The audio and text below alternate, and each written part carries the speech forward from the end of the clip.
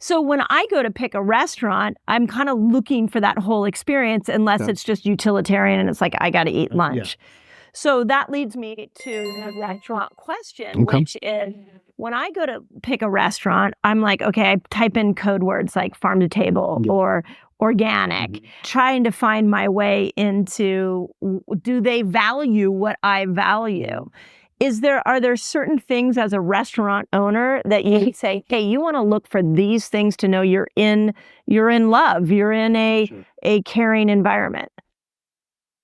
I think what you started this with is important, is you entered keywords that matter to you. And that's a start point, is, your values and the things that you look for in a restaurant might be different from mine. And so the start of the conversation is, what do you care about? Oh yeah. What are you looking for? Are you in your hometown, and like you said, you need a quick meal.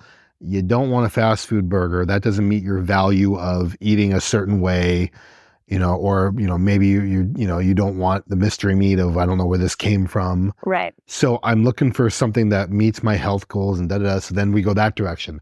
Or are you, visiting another town, New York, where there's a lot of good restaurants. Yep. And you're going, okay, I'm in New York. I'm here for however many days. I really want to take advantage and see what's good right now. And then so going down that path of, what's the hot place? Can I get in these days? And, what sorts of things am I looking for? Me, I'm pretty high context. I'm a chef. I travel for food. Yeah. I travel and go, we were just in Santa Barbara, or when I go back home to the Bay Area, I mean, usually I'm hitting the haunts that are nostalgic to me. Nostalgia is a really big motivator for me. And I'm really big right now on nostalgic foods and flavors. Like I don't go for the newest, hottest thing, because for me, I'm just at a point where it doesn't impress me. If I'm not going to go and find the best smash burger that just opened, no. If I want a burger, it's going to be really high quality meat. If I'm going to eat those calories and have to answer to my trainer, there's going to be a good reason behind it. The meat's high quality. I can't get it anywhere else. Yes. And I have there's about 2 places in this country that I will eat a burger. Oh, only 2. And one is back home. There's a place where I grew up, and it's just fantastic.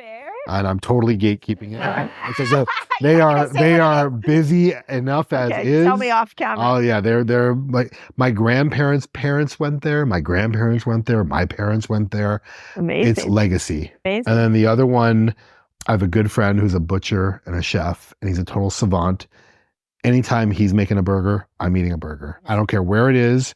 I don't care what's going on, because I can get it so rarely. And when he does it, it is so special. Yeah. Interesting. So you know what I look for in a menu is, I actually look at a menu and I say to myself, do I eat these foods on a regular basis? Good question. And if I don't eat them on a regular basis, I'm more inclined to go to that restaurant. Yeah, if you don't have access to them, and it's something that it's a special occasion, or just, hey, gosh, I can't think of the last time I had beets or whatever, But and that comes through the lens of health, because it's not just like the dopamine, which I'll get because I have never eaten this before. Yeah. But if you look at the microbiome wants you to feed it diverse foods. Oh, okay. So we don't cook duck a lot. Yeah. So if I go to a restaurant and there's duck, I'm like 9 out of 10 times I'm going to order duck. I love duck. Yeah. Delicious. We just don't know how to cook it, but it's really an interesting, I love that. It's a lens that works for me, is to be like, sit down with a menu, and I do not ask myself, what am I in the mood for? I ask myself, what have I not eaten? And then from there, I decide your driver is, in some ways, I'm not gonna call it uniqueness, but it's opportunity, kind of opportunity to have things that you wouldn't normally have access to, or so that's interesting. Yeah, and variation. Like if you look at and I wrote about this a lot in Eat Like a Girl, how when we look at all the different vitamins and minerals you need to make hormones, and you look at all the different, thousands of different bacteria in your gut, all of a sudden you realize the worst thing we can do is eat the same food over and over and over again. It's actually because now we have really created either a monoculture with our gut, or we are missing the nutrients that we need to make hormones. But I think the same in the experience. Absolutely. What's interesting is with meal prepping, and like a lot, like I do, I've done a lot of work with just trying to, obviously, like I put on, in the last 7 months, I put on like 10, 12 pounds of muscle and taken off like 7-8% body fat working with my trainer. But early on, what I fell into was meal prepping the same foods because it's safe, it's simple. And, there's as a chef, you have your brain saying there's eating for prep, there's eating for your diet, and there's eating for pleasure. And so for me, a lot of times, that's the question I ask myself when I go out: is this food for pleasure? Or is this food for fuel? Interesting. And what? Both.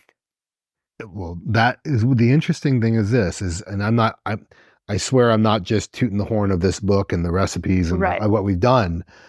These are foods I eat all the time, and I diversify it. But like through working with this book and then with my own work on my own, I eat relatively keto anyway. Yeah. But utilizing a lot of these flavors, you have the diversity and variety that you can do so many different things. That's truly, I'm not kidding. At least 5 days a week, I'm eating similar things, the recipes I put in here, just because they work. Right.